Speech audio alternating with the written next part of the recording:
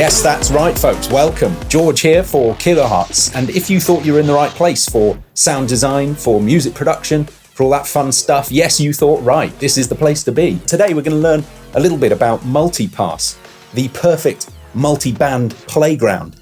It's a plugin that allows you to split your signal into multiple bands by frequency and assign snap-ins to those individual bands to create your own multi-band processors from scratch. You can design anything you want in this thing. So by way of a demonstration, we're going to liven up a kind of tired drum loop today in a variety of ways. Let's start with a kind of complex patch just to see the scope of this thing. Come on, let's do it. So here we have a fairly standard break.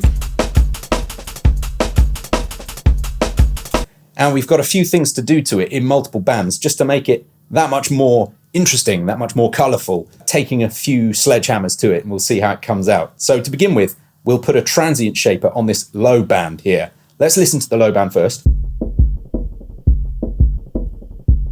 First thing we'll do, bit of transient shaping, add to the attack, cut away the sustain.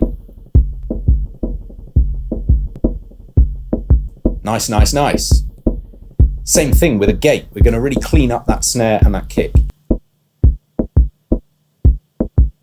And that's because we're about to do something a little bit creative with the disperser here, and we want a clean start.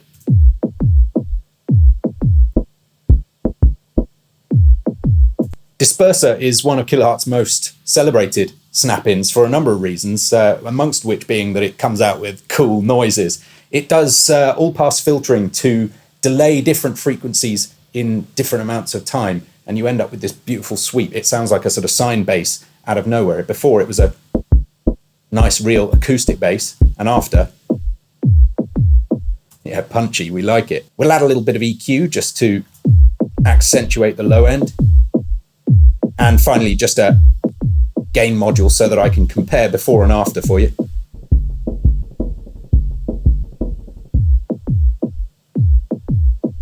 So that's the low band, and it was as easy as that. Just slap some stuff on. Obviously you can move the cut-off frequencies to your taste and to suit the particular loop. Let's listen to the mid-band now.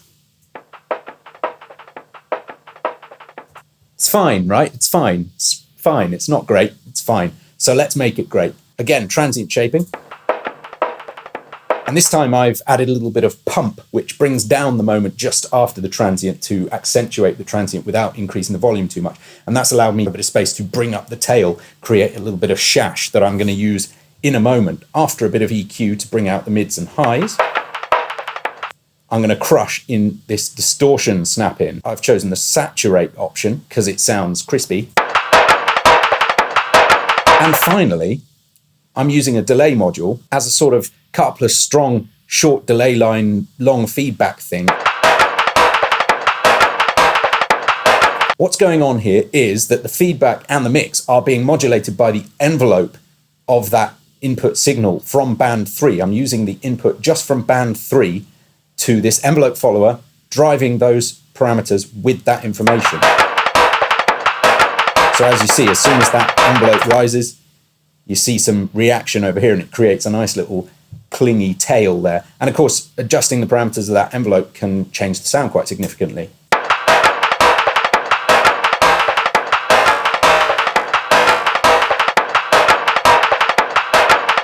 So that's a bit of fun, right? Now, on the output lane here, the post FX, I've got the trance gate, and this is doing a little bit of tightening, but it's also injecting some rhythmic interest into the thing. So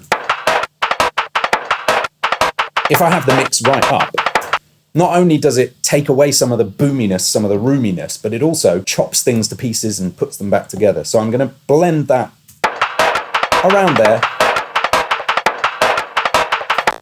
and call it delicious. Finally, got some simple stuff going on the higher frequencies here. Let's listen to them in isolation.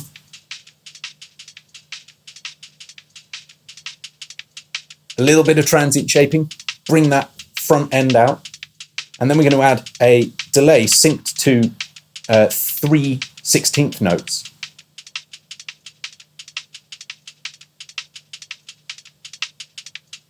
And as you see, it just complexifies that rhythm a little bit and makes things live.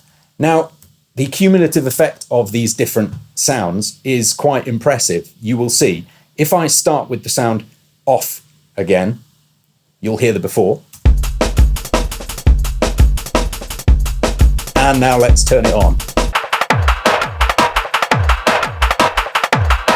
Now, what did that take? No time at all. And it's a completely different noise. That is the power of multipass. You can really make tailor-built effects for not just the signal as a whole, but individual elements of your sound. You can build pretty much anything you can imagine. But that's just the point. You can build anything you can imagine. So how about a few examples of other creative things you could do? Let's start with something timbral. Now this one looks like a relatively simple patch. It's just one module per lane. But the drive here on each of these distortion modules is being modulated again by the input envelope information so that the dynamics of the sound come alive just that little bit more.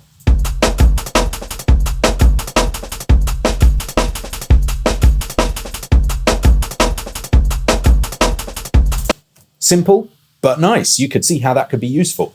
But what if you want to do something to really freak out the rhythm of your drum loop? I've got a thing for that. So here I've just split the signal into two separate bands, the lows and the highs. The lows sound like this with a heavy gate on them. And the highs sound like this.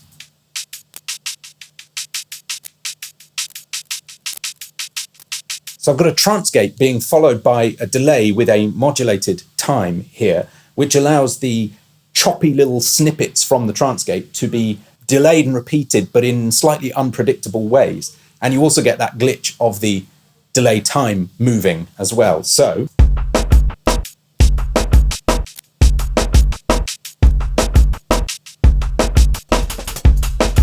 it's fun. It's like having a completely new right hand happening. I like it. But some people say that drums can't be about melody, and I take that as a challenge. So what am I going to do about it? Multipass, of course. Here's another simple looking patch, just 3 modules working here. Resonator on the lows, resonator on the highs, both being modulated in pitch by 2 different modulators. The low frequencies are being modulated by an LFO moving upwards and then back to the bottom, and it sounds like this.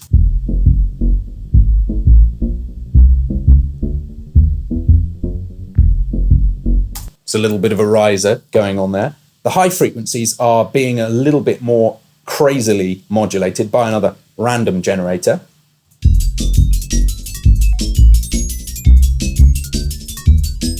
And the rhythmic information from the drums is what's driving that resonator. So all the transient information is going to good use there, playing that resonator like a bell, but the pitch is being modulated by that LFO. And in the middle here, I've got this frequency shifter, which is completely superfluous really, but I thought it was fun. And that is being modulated by an envelope.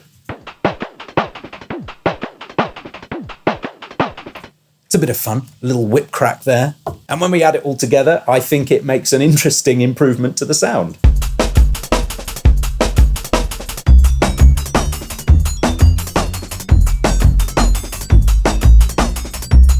It's music, right? I think so. So as you can no doubt see, there's a ton of fun things to do with Multipass. But anyhow, thanks for watching. It's been a great pleasure talking to you. I'll be back very soon to talk more about cool Kilohearts stuff. So stay tuned, like the video, subscribe to the channel, check us out on Twitter, Discord, Instagram, Facebook, all the great places, and we'll see you soon. Bye-bye.